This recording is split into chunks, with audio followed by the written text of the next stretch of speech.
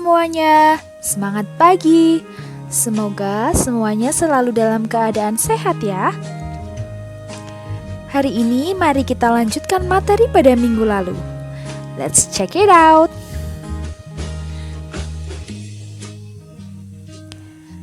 Nah anak-anak, hari ini kita akan membahas materi tentang hubungan antara kelangkaan dengan permintaan penawaran untuk kesejahteraan dan persatuan bangsa Indonesia.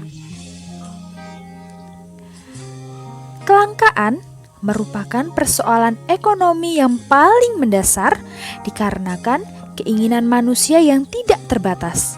Sementara ketersediaan sumber daya alam sangat terbatas. Terbatasnya sumber daya ini mendorong manusia untuk melakukan segala usaha agar tetap bisa memenuhi kebutuhan hidupnya.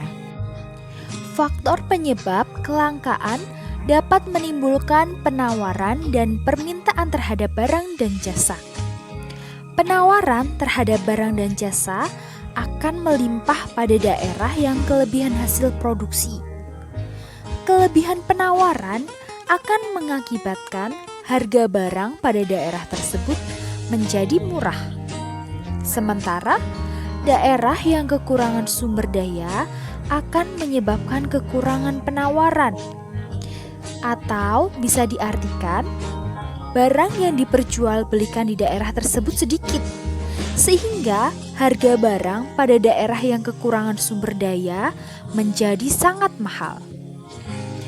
Untuk mengatasi kelebihan penawaran pada daerah yang kelebihan sumber daya dan kekurangan pada daerah yang kurang sumber daya dapat dilakukan dengan melakukan aktivitas distribusi barang dan jasa. Pada saat melakukan kegiatan distribusi dapat dilakukan melalui pasar. Sesuai dengan fungsinya, pasar merupakan tempat atau lembaga untuk mendistribusikan barang dan jasa dari produsen kepada konsumen.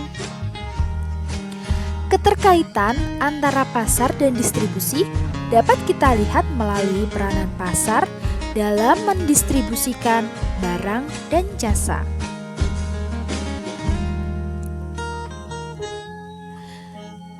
Peranan keterkaitan antara pasar dengan distribusi antara lain sebagai berikut. Yang pertama, mempermudah konsumen untuk memperoleh barang konsumsi. Jadi, dengan adanya pasar dan distribusi, barang dan jasa yang dihasilkan oleh produsen dapat dinikmati oleh konsumen, baik melalui jual beli di pasar tradisional maupun di pasar modern. Yang kedua, membentuk terciptanya harga barang yang stabil. Dengan adanya pasar, barang-barang dapat tersalurkan kepada konsumen.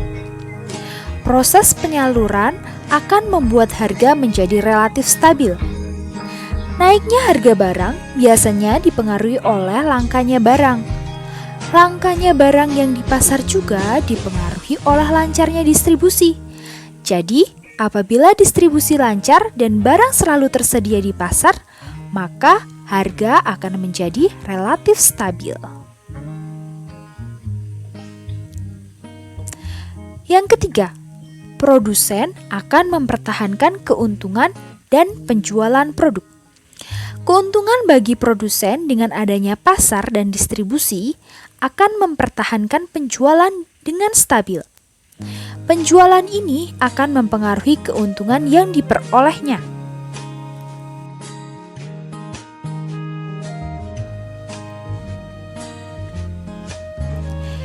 Bagi perekonomian nasional, peran pasar dalam pemenuhan kebutuhan antar ruang dapat dilihat sebagai berikut.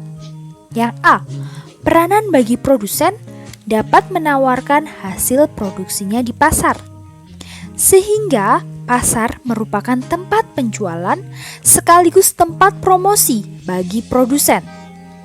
Dan lewat pasar inilah produsen dapat mengembangkan usahanya. Yang B, peranan bagi konsumen dapat memenuhi semua kebutuhannya melalui pasar.